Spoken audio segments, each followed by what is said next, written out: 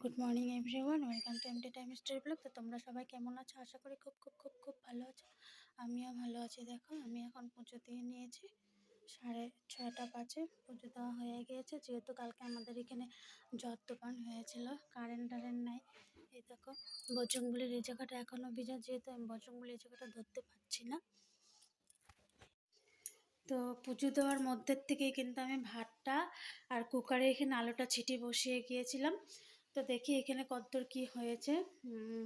এখানে চাউলটা দেওয়া হয়ে গিয়েছে। এই দেখো, চাউলটা দিয়ে দিয়েছি। এখানে চাটা বানিয়ে চাটা খেয়ে নিই। দেখো, নতুন নতুন জিনিস এনেছে। এটা খেয়ে দেখলাম, নাম তো আমি জানি না, কিন্তু খুব টেস্টি এটা খেতে, একদম চকলেট। তো এখানে আছে স্ট্রবেরি, এটা তো নাম জানি, এটা স্ট্রবেরি। আর এখানে আছে দেখো কাজু বরফি।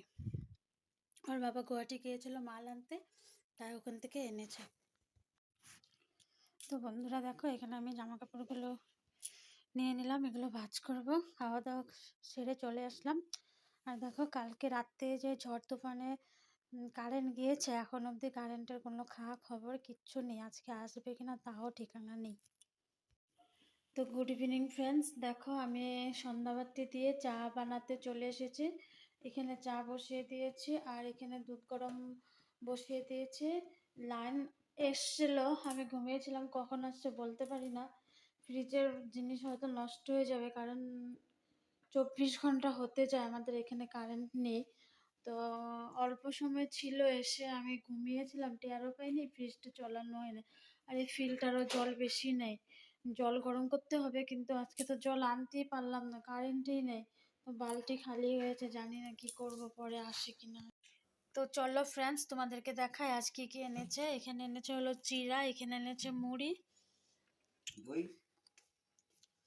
আর এনেছে হলো কুমড়ো, দুধ, সাজনা ডাঁটা,